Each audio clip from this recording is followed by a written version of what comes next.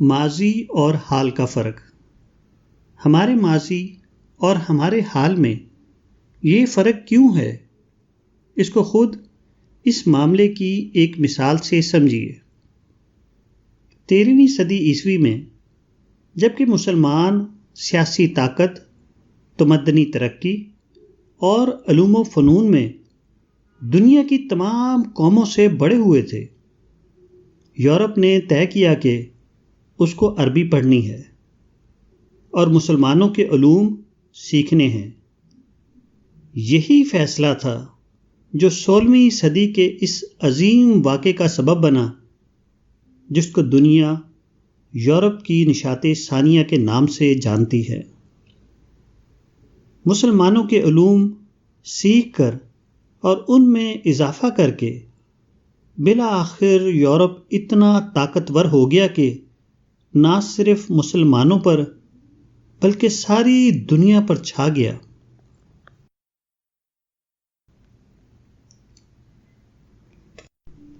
اس واقعے کے 400 برس بعد یہی صورتحال برعکس شکل میں مسلمانوں کے سامنے تھی۔ انہوں نے دیکھا کہ یورپ سیاست و تمدن اور علوم و فنون میں سب سے آگے بڑھ گیا ہے۔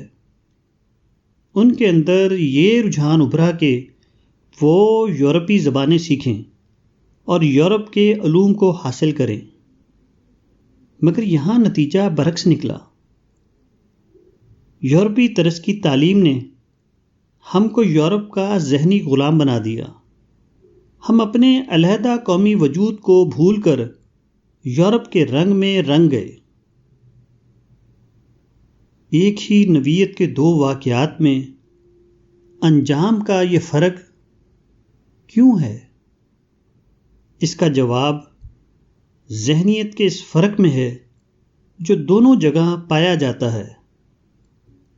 یورپ نے ہمارے علوم کو اس جذبے کے تحت سیکھا تھا کہ وہ ہمارے ہتھیاروں سے ہم کو شکست دے سکے۔ اس کے برعکس ہم یورپی علوم کی طرف اس لیے بڑھے کہ ہم اس کے نقال بن کر اس کی نظروں میں باعث عزت ہو جائیں، اور جہاں ذہنیت میں اس قسم کا فرق پایا جائے وہاں انجام میں فرق پایا جانا لازمی ہے۔ مسلمانوں کو تقریباً 1000 سال تک دنیا میں وہی حیثیت حاصل رہی ہے جو آج روس یا امریکہ کو حاصل ہے۔ اس وقت جبکہ یورپ پر ابھی قرون مظلومہ ڈارک ایجز کا اندھیرا چھایا ہوا تھا، عرب مسلمان ایک شاندار تہذیب کو وجود میں لا چکے تھے اور اپنی تحقیقات اور یونانی اور دوسرے علوم کے ترجموں کی مدد سے سائنس اور فلسفے میں دنیا کی امامت کر رہے تھے۔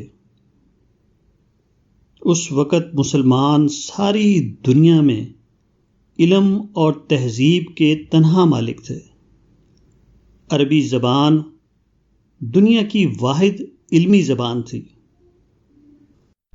اور ساری دنیا کے لوگ علوم و فنون کے اکتساب کے لیے مسلم مرکزوں دمشق، بغداد، قرطبہ، غرناطہ کا اسی طرح سفر کرتے تھے جیسے آج لوگ اعلیٰ تعلیم کے لیے یورپ اور امریکہ کے شہروں میں جاتے ہیں۔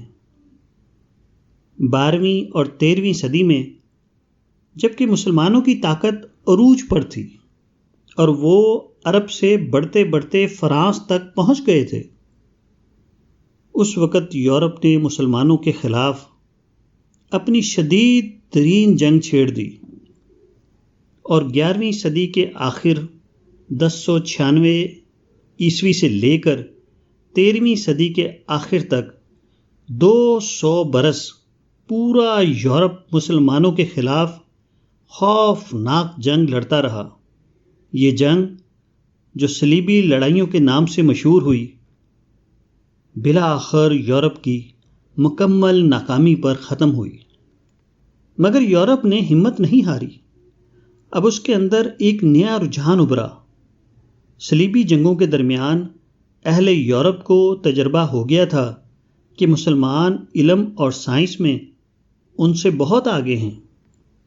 اس وقت کا تصور کیجئے جب مصری فوج نے منجیکوں کے ذریعے فرانسیسی لشکر پر آگ کے بان پھینکنا شروع کیے. یہ بان جب منجیکوں سے نکل کر دشمن کی طرف بڑھتے تو ایسا نظر آتا جیسے بڑے بڑے آتشی اژدہے ہوا میں اڑ رہے ہوں. فرانسیسی جن کے پاس اس وقت پرانے دستی ہتھیاروں کے سوا اور کچھ نہ تھا، ان کے لیے یہ بان ایسے ہی بھیانک تھے جیسے آج کسی پسماندہ اور بے سر و سامان ملک پر جدید ترین راکٹوں کے ذریعے حملہ کر دیا جائے. اسی طرح مسلمان تہذیب و تمدن کے تمام پہلوؤں میں نمایاں طور پر اہل یورپ سے بڑے ہوئے تھے. چنانچہ صلیبی جنگوں کے ناکام تجربے کے بعد یورپ نے فیصلہ کیا کہ مسلمانوں کو شکست دینے کے لیے اب اس کو دوسری قسم کی جنگ چھیڑنی ہے، اور وہ یہ کہ مسلمانوں کے ہنر اور ان کے علوم کو سیکھ کر انہی کے ہتھیاروں سے انہیں شکست دی جائے.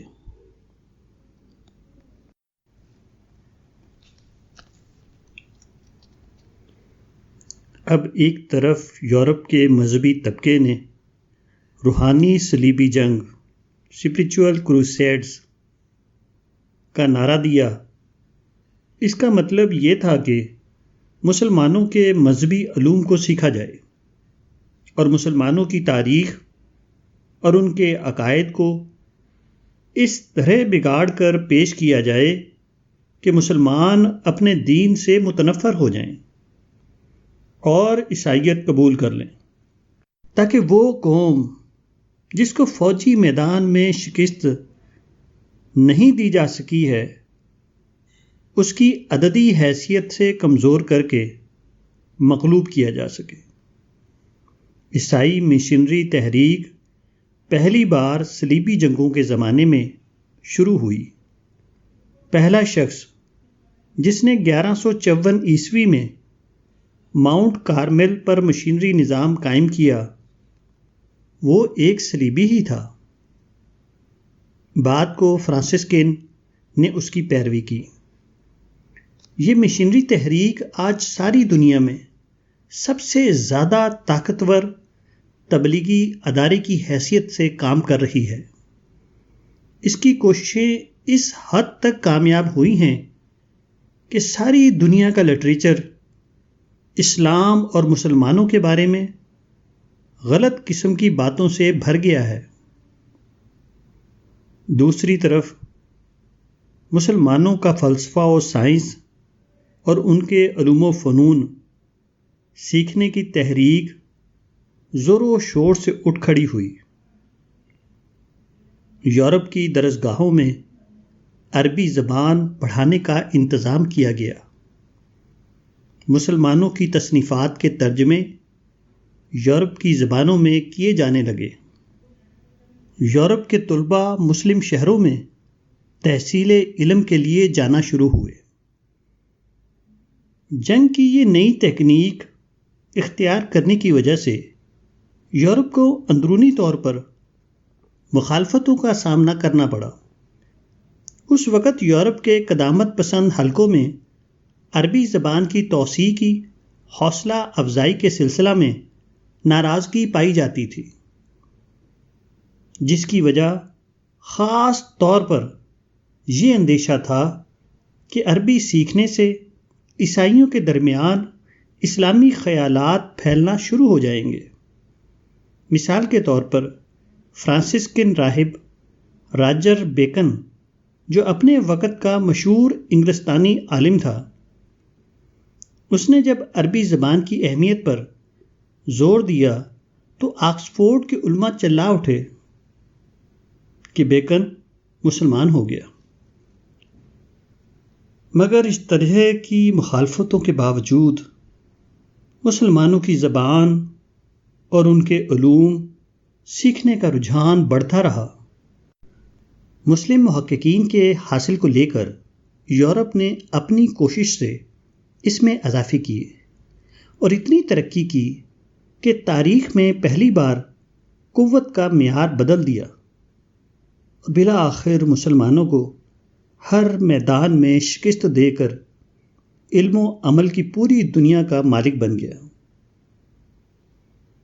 جدید مورخین نے تقریباً متفقہ طور پر تسلیم کیا ہے کہ یورپ کی نشاط ثانیہ کا اہم ترین محرک وہ علوم تھے جو مسلمانوں کی معرفت یورپ تک پہنچے۔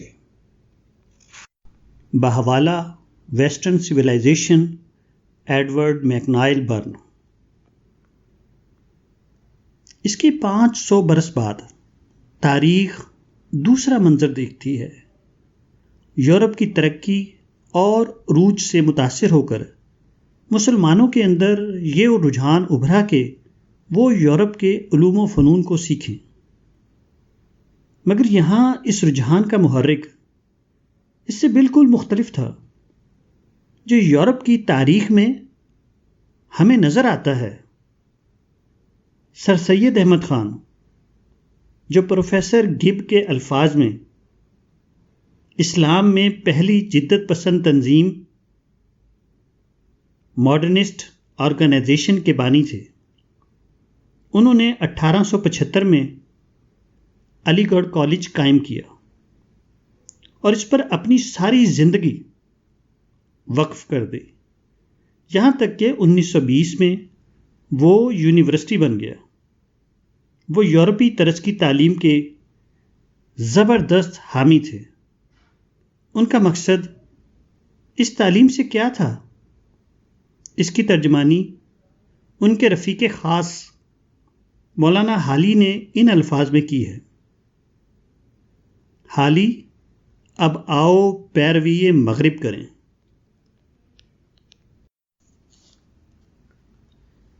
سر سید نے جب انگلستان سے واپس آ کر دسمبر 1870 میں تہذیب الاخلاق نکالنا شروع کیا تو انہوں نے پہلے پرچے کے شروع میں لکھا: اس پرچے کے اجرا سے مقصد یہ ہے کہ ہندوستان کے مسلمانوں کو کامل درجے کی سویلائزیشن یعنی تہذیب اختیار کرنے پر راغب کیا جائے، تاکہ جس حقارت سے سویلائزڈ یعنی مہذب قومیں ان کو دیکھتی ہیں وہ رفع ہو اور وہ بھی دنیا میں معزز و مہذب قوم کہلائیں۔ سر سید جب ترقی کا تصور کرتے تو ان کے ذہن میں زرق برق وردیاں پہنے کرنل اور میجر بنے ہوئے مسلمان نوجوان ہوتے تھے۔ ان کا منتہی مقصود ایسی تعلیم تھی جو مسلمانوں کو اعلیٰ عہدوں تک پہنچا سکے۔ سر سید کی تہذیب کو مہدی افادی نے بجا طور پر اینگلو محمڈن کلچر کا نام دیا ہے۔ کمال اتا ترک، جو اس گروہ کا دوسرا نمایاں ترین نام ہے، وہ اس معاملے میں سر سید سے بھی آگے تھے۔ ترکی میں مغربی تعلیم و تہذیب کی اشاعت سے کمال اتا ترک کا مقصد کیا تھا، اس کا اندازہ اس عنوان سے ہوتا ہے جو اس مہم کو وہاں دیا گیا۔ کمال اتا ترک اور ان کے ساتھیوں کے نزدیک یہ غرب دو غرب تھا، جس کے معنی ترکی زبان میں سمت مغرب میں سفر کے ہیں۔ سمت مغرب میں سفر کا یہ کام اس درجے اہم تھا کہ صرف رومن رسم الخط جاری کرنے اور ترکی باشندوں کو ہیٹ پہنانے کے لیے ہزاروں آدمی اس طرح ہلاک کر دیے گئے گویا وہ ریاست سے بغاوت کے مجرم ہوں۔ اسی تقلیدی ذہنیت کا نتیجہ تھا کہ ہمارے ان مصلحین کی ساری توجہ بس یورپ کی تہذیب اور یورپ کے زبان و ادب کے حصول پر لگی رہی۔ سائنس اور ٹیکنالوجی جو مغربی قوموں کی ترقی کا اصل راز ہے، اس کو مسلمانوں کے اندر رائج کرنے کی انہوں نے زیادہ کوشش نہیں کی۔ سر سید نے تو صراحتاً مسلمانوں کے لیے ٹیکنیکل ایجوکیشن کی مخالفت کی اور اعلیٰ درجے کی دماغی تعلیم کو سب سے مقدم قرار دیا۔ یہی اس زمانے میں تعلیم جدید کے حامیوں کا عام نقطہ نظر تھا۔ ان حضرات نے ساری توجہ صرف اس پر دی کہ ایک ایسا گروہ پیدا ہو جائے جو مغربی تمدن اور یورپی ادب میں کمال حاصل کیے ہوئے ہو۔ کمال اتا ترک کا نام نہاد انقلاب اور روس کے اشتراکی انقلاب میں صرف چند سال کا فرق ہے، مگر حیرت انگیز بات ہے کہ روس آج خلائی دور میں داخل ہو چکا ہے اور ترکی ابھی تک زمین پر بھی مستحکم مقام حاصل نہ کر سکا۔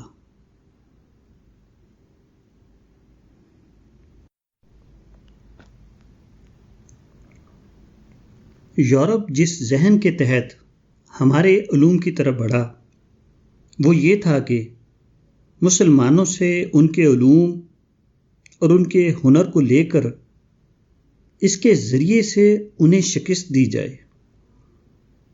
ان چیزوں کو اس نے وقت کی طاقت سمجھا اور ان کو اپنے دشمن کے مقابلے میں استعمال کیا۔ چنانچہ اپنی اس مہم کو یورپ نے تقلید مشرق یا تقلید مسلم کا نام نہیں دیا، بلکہ اس کو روحانی صلیبی جنگ اسپریچول کروسیڈز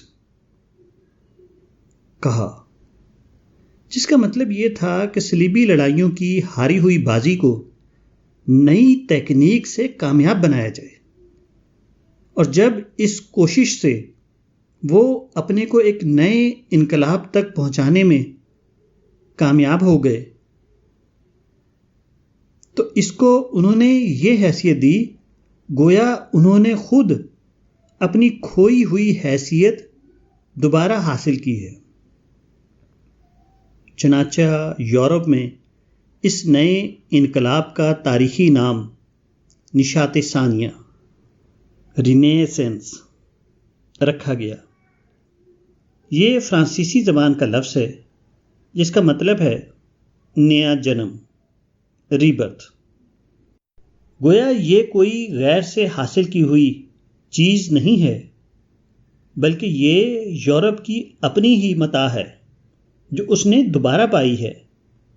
یورپ نے لیتے وقت اگرچہ ان علوم کو مسلمانوں سے لیا تھا، مگر اس نے حال کی کڑی کو حذف کر کے اس کا رشتہ ماضی سے ملایا اور اس کو مغرب کے ایک ملک یونان کی چیز قرار دے کر اس کو نشاط ثانیہ کہا۔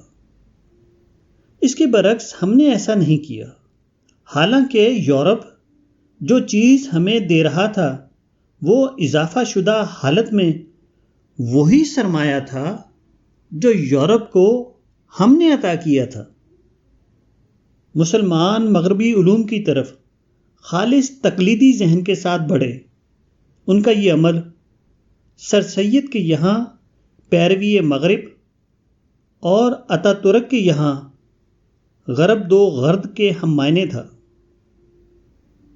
ذہنیت کے اس فرق کا لازمی نتیجہ یہ ہونا تھا کہ یورپ ہمارے علوم کو سیکھ کر ہمیں شکست دے اور اس کے برعکس ہم مغرب کے علوم کو سیکھ کر صرف مغرب کے بھونڈے نقال بن کر رہ جائیں۔ مصطفیٰ کمال کی تحریک کا آخری نشانہ یہ تھا کہ ترک قوم ہیٹ اور پتلون پہننے لگے۔ اور سر سید کا منتہی نظر یہ تھا کہ مسلم نوجوان مغربی ادبیات میں کمال حاصل کر لیں۔ ظاہر ہے کہ اس طرح کے ذہن کے تحت مغرب کی طرف بڑھنے کا وہی نتیجہ برآمد ہو سکتا تھا جو عملاً برآمد ہوا۔ یہ تاریخ جہاں ایک طرف ہماری غلطی کو بتاتی ہے، وہیں اس کے اندر اس کا بھی نشان ہے کہ اب ہمیں کیا کرنا چاہیے۔ ہمیں وہی کرنا چاہیے جو مغربی قوموں نے ہمارے ساتھ کیا۔ مغربی علوم کو اس لیے سیکھنا تاکہ اس کے ذریعے مغربی تہذیب کو شکست دے کر اسلام کو غالب کیا جائے۔ اگر ہمارے اندر یہ ذہن پیدا ہو جائے تو وہی نتیجہ برعکس شکل میں ظاہر ہوگا جو مغربی قوموں کے لیے ہمارے مقابلے میں ظاہر ہوا تھا۔